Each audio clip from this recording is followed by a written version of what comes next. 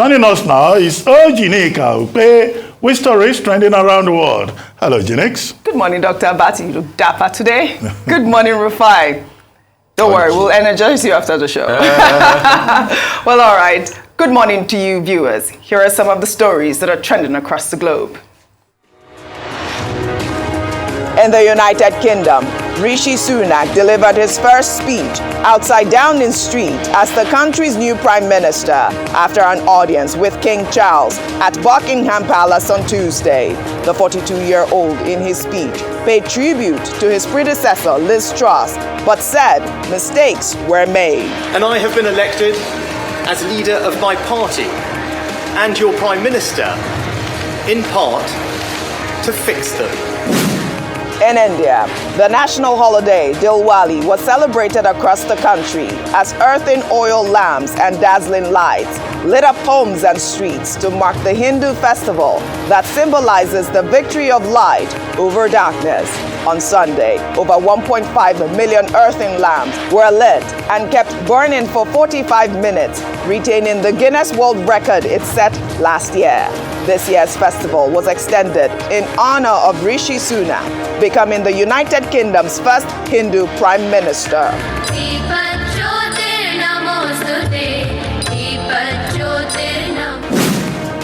Under sports, a Russian court on Tuesday upheld the 9-year prison sentence handed to American basketball star Brittany Griner for drug possession.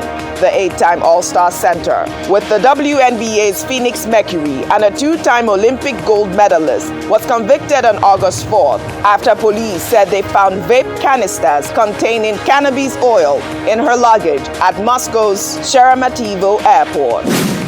Under entertainment, Adidas ended its partnership with Ye, the rapper formerly known as Kanye West, on Tuesday over his offensive and anti-Semitic remarks, a decision that may cost the German sportswear brand 250 million euros. Adidas, in a statement, said the company conducted a thorough review and decided to immediately stop production of its line of Yeezy products and stop payments to Ye and his companies.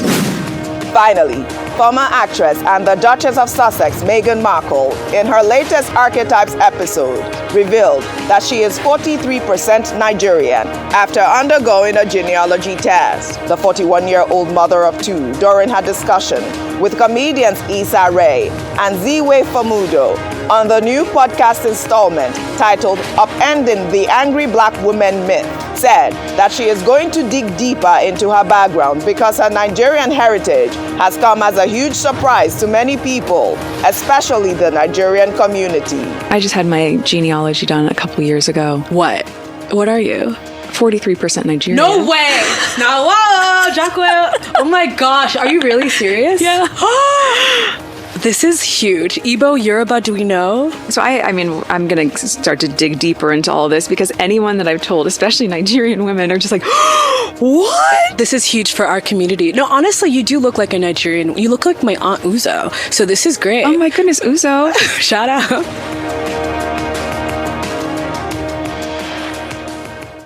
Oh, this her finding epitomizes what that saying that goes, Nigerians are everywhere. We found our way to Buckingham Palace. I mean, you know, I'm just really excited as well because, like Ziwe said, who is an American-Nigerian comedian, she looks like an Igbo woman, her Aunt Uzo. What do you think? I've seen all kinds of responses on social media. Yeah. Some have said, in fact, her name is Oluwamegonmidayo. It's Oluwamegonmidayo that has been reduced to Meghan. Some people say, oh, there was one person in our family called a Megara who is abroad. You know, some have even given her new names. Yes. Meghan BC, Meghan Chinyere, and all of that. But, you know, the excitement that it has caused is very interesting. Yeah. Just by making a comment about our, you know, genealogy, Nigerians are so excited. But, you know, how do you determine 43%? She says she will dig deeper. Yes. You know, because I'm sure some of us, if we take the same genealogy test, you know, I probably will have 15% of Sudan or Sudan, Egypt. yeah.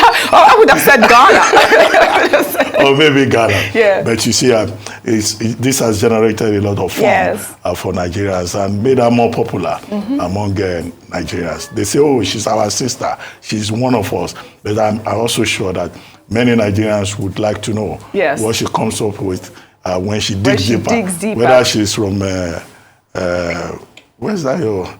Delta State, Okwani. Whether she's Okwani, whether she's Okwani or Yoruba or Hausa, you know, and all of that. But it's interesting. Right. Rufai, quickly. I mean, it's almost, you can almost hazard a guess that, yes, it will be around from this area, you know, Senegambia region and Nigeria and all of that, most black Americans, African Americans. Why?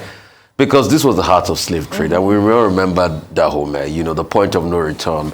Have you seen it? Most people, oh yeah, I've seen the movie, lovely movie. Most people that are taking traffic from this area, you know, we're taking from this area large portions around Nigeria, large portions around, you know, this area, Cameroon and the likes and all of that. So I'm not surprised. I mean, and welcome to the club. She just joins many successful, great people out there, you know, that are from this area. I think Wesley Snipes too, where he traces genealogy. Pastor T.D. Jakes, popular American preacher too, saw that genealogy from this area. And the list goes on and on and on. And you know, other famous rapper with the dreads. Who, Carmillionaire? No, I forget his name. Okay, I mean, a lot of them, you know, come from this area. But the important thing is I like the way Nigerians twist it, the way we are quick to give names, you know. Oluwa Meghan Milo, Oluwa Shemilori Meghan, you know, and I like that. Right. You know, in fact, we even do it to claim people that are not Nigerian. I mean, the one that really, really struck me back in the days was about Celine Dion, that she was Nigerian, and they will make a joke. She's not Nigerian anyway, but they will make a joke about Celine Dion's true name being Celine Odion. Celine Odion, I like that. All right, we'll take another story.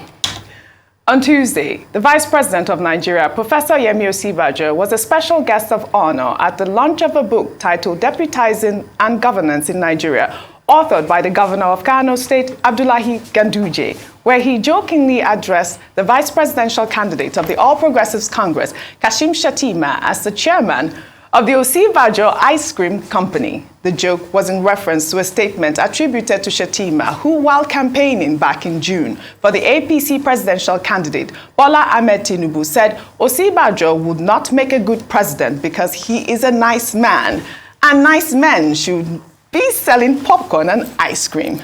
Well, let's take a quick listen to Osinbajo at the book launch before we come back for a discussion.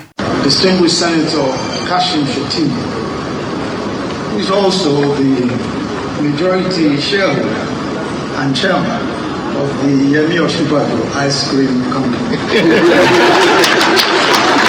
Oh God, I mean, this was quite funny. I like that humor that he shared there, you know, but I really, really enjoyed the topic of the events, which is how, you know, you can create a better working relationship in governance between, you know, the governors and the, you know, their deputies and also, you know, the president and their vice. But what I really also liked from the vice president was how he praised Buhari. He said Buhari had been quite supportive throughout their tenure. I would like to take a quick listen to that before we discuss.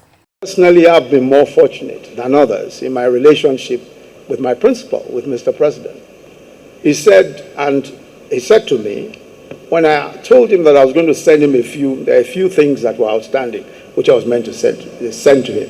He said to me, I don't want you to send me anything at all. It's your job now. Dr. Vati. Well, number one is deputizing and governance. And it's good to see this video in which the Vice President, Professor Yemi Osinbajo, says publicly that he has enjoyed very excellent relationship with his boss. And you can see it. He has not only acted as president before, he has also been in the front line, you know, in some of the major events, maybe locally or internationally, against the pattern, you know, at some point in Nigerian history, whereby you had deputies complaining that they were sidelined or reduced to the level of spare tires. And, you know, we were saying that President Jonathan had made the point that you need to review the Constitution. And my argument is that if you look at the Constitution, Section 5 on executive powers Section 186, which creates the office of Deputy Governor, Sections 141 and 142, which create the office of the Vice President, you see that all the powers are concentrated in the principal, making a president almost like a monarch. He can delegate powers to whoever he deems fit. The same goes for the governor. And we have had a lot of abuse, in the past, and even in some places currently, resulting in friction between the principal and his assistant. The principal and his supporters will, of course, say it's a joint ticket within the purview of the Constitution, and that there cannot be two governors, there cannot be two deputies. But the constitutional review that has been suggested, maybe we get to a point whereby specific functions are outlined for deputies, so that when you become a deputy governor, it's very clear to everybody what your portfolio involves, and also at the level of the vice presidency, so that you don't get used as a spare tire just when it is convenient, or you are reduced to one marginal space, chieftaincy affairs and local government affairs, or you are asked to just read newspapers or drink tea in the office. As for the ice cream matter, well, excellent sense of humor there. Yes. And you could see that it's resonated immediately with the audience. And that should be the spirit in politics. People should learn to just take things in their stride. Politics should not be war, it should be sport. After the statement that Alhaji Kashim Shettima made in June, he went on Twitter later to say no, he didn't mean any harm, and that Vice President Osinbajo is a man that he respects a lot. But both in that June and now, you could see that the Vice President, took it as a humorous thing. They even served the Osinbajo popcorn at the primaries venue. Yeah. So this should be the spirit. Politics should not be do or die. People should just know that it's for the Nigerian people to make a choice, one way or the other. If we make a good choice, fine. If we make a wrong choice, we'll pay for it. It's all part of the learning process in the democratic dispensation. I really like that. Well said, Dr. Vati. Rufai. I particularly like the ice cream jab, because it was a good clawback from that comment. But I think it's all in very good spirit, really. And that's to show you the humanity of the man called Professor Yemi Osinbajo, great statesman, yes. Any day, any time. And it takes a very good heart and a good head, to be able to see things that way. I remember when that he said that thing, a lot of people felt insulted that he's the sitting vice president of the country and all of that. But Mr. Kashim Shettima had come out to say that he didn't mean it that way, and offered apologies. I'm excited they've moved off over it and they can joke about it. And concerning number two citizens, I think going forward we should have a better role for them in government. And I think it should also be used to sort of check the excesses of, like you said rightly, the monarchical powers of the number one person in Nigeria, because that's always the case. The number one person can do and undo and all of that. And I'm excited. That also shows the spirit of Yemi Osinbajo. Him saying that President Buhari had been supportive and everything. Yes, but the other side he didn't say to the story is that when he tried to do things properly while President Buhari was away, he suffered dearly for it. And it was sidetracked, but it just shows you the kind of spirit he's got, and the kind of can-do spirit that, okay, I'll keep moving on irrespective. But what we should aim at really is to have a system that produces better leaders. The question I keep asking ourselves, the bunch of people that are leading us, are these the best of us? Are these the best of us? Chinua Achebe said something in the Squadron of Riches documentary done by OjyOkpe in 1983, that we always produce our fifth 11. Not even the first 11, not the second 11, but the fifth 11. So is this the best set of leaders we can get? And that's why we should introspect. And not just about elections, but also about the process at which our leaders emerge. A process that only thinks of money to pay to delegates alone, lack of accountability, corruption, and the likes. That system will not take Nigeria further. Well said, Rufai. We'll take another story. In Imo State, where a 2-month-old baby, Markle, has had his arm amputated after he was allegedly struck several times with a hanger by his father.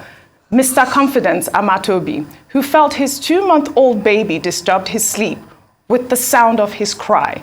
Miracle's mother, 20-year-old Favor Chikwe, said she had left her son with his father on Friday, October 7th, to use the bathroom. When the incident occurred, Favor recalled that while in the bathroom, she heard her baby crying uncontrollably and had to rush back, only to discover that his right hand was swollen from the beating he received from his father. When Favor confronted her baby's father, he allegedly locked her up to prevent her from talking to neighbors or seeking for help, and also took her phone away. Well, 2 days after, Favor found her way out. But by the time she got to the hospital, Miracle's hand had already decayed, and the only option was amputation.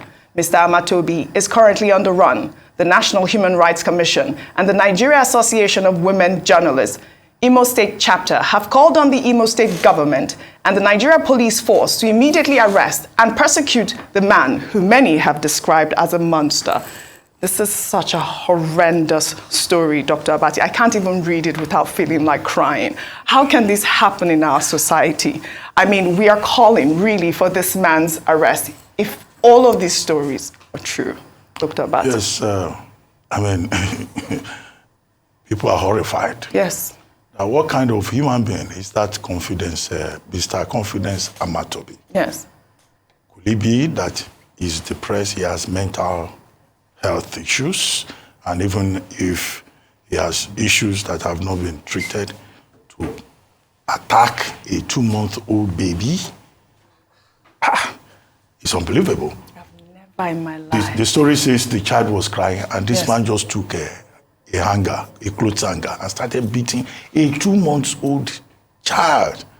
And the kind of thing story you hear, you wonder whether, the make of humanity runs in the veins of some people. I think we should just join NAWAJ. Yes. And the Imo State Humanitarian Agency in calling for the immediate arrest and prosecution Absolutely. of Mr. Amatobi. The fact that he's the father of a child does not give him the right to brutalize the child, to destroy the life of the child.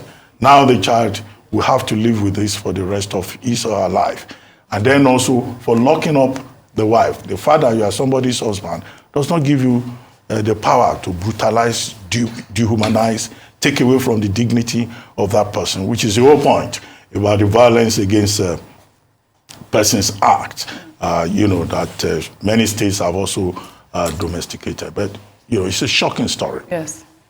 I don't think anybody will ever say that what has happened is good. It's terrible. Absolutely. And it's frightening that we have such people in this society. Absolutely. By the way, the woman on the screen there is Mrs.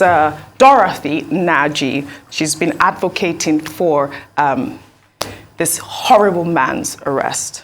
I'm sure probably the man is mad or something. I'm sure he's got something in his head that is not okay. For you to, such a cute baby. I mean, if I had a baby like Miracle, I'd kiss the baby every day. Goodness me, I wouldn't just stop kissing the baby every day. Babies are to be loved, they're to be cherished. This is a gift from God. A 2-month-old baby that other people are looking for. And you have that baby in your hand. You said the baby was crying. The cry of a baby is lovely music to your ears. It's supposed to be a blessing. The baby is crying. You try to pet the baby. You kiss the baby in the mouth. You do also. It's a joy to have a baby. So that's why I probably think the man is mad. But if he's not mad, then he's a monster. And there are a lot of monsters in society that don't think like us. And that's why the full arm of the law, the man should be apprehended anywhere he's gone. And for the fact that he locked his wife up so that his wife wouldn't speak, it's so sad. Really? That a man like that roams our Nigerian society. He should be locked up and he should get his head examined. Yes. But I'm happy that Miracle at least been rescued. It's sad that the baby's arm has been amputated. Miracle will not, leave his life with his other arm again because of what has been done to him. But I just pray for the baby, that this will not affect the mentality of the baby as the baby grows up. Absolutely. And everything will be well with the baby. He'll heal, and probably maybe they could, if there's a possibility, get a prosthetic arm or something. Absolutely. It is well with Miracle. We pray for Miracle. And we want to thank again Mrs. Dorothy Naji, who is the chairperson of the Nigerian Association of Women Journalists, Imo State chapter, for coming to Favor's rescue at this point. Really sad story indeed. We shall take our final story. The Daily Show host Trevor Noah on Monday night addressed Rishi Sunak becoming Britain's newest Prime Minister, while the outspoken talk show host covered a variety of topics from the former Chancellor's youth and relative good looks to some of the racist backlash the United Kingdom has received on having its first leader of Indian descent. Let's take a look. UK's new Prime Minister is former Finance Minister Rishi Sunak, and he's Indian, he's Hindu, and he's only 42 years old, which means he will probably serve well into his 42 and a halves, easily. And let's not forget another important first. He's also the first Prime Minister who's an absolute snack, Oh, look at you, Rishi. And before you're thinking, oh, is he? Don't forget who came before. Don't forget. We're moving on up.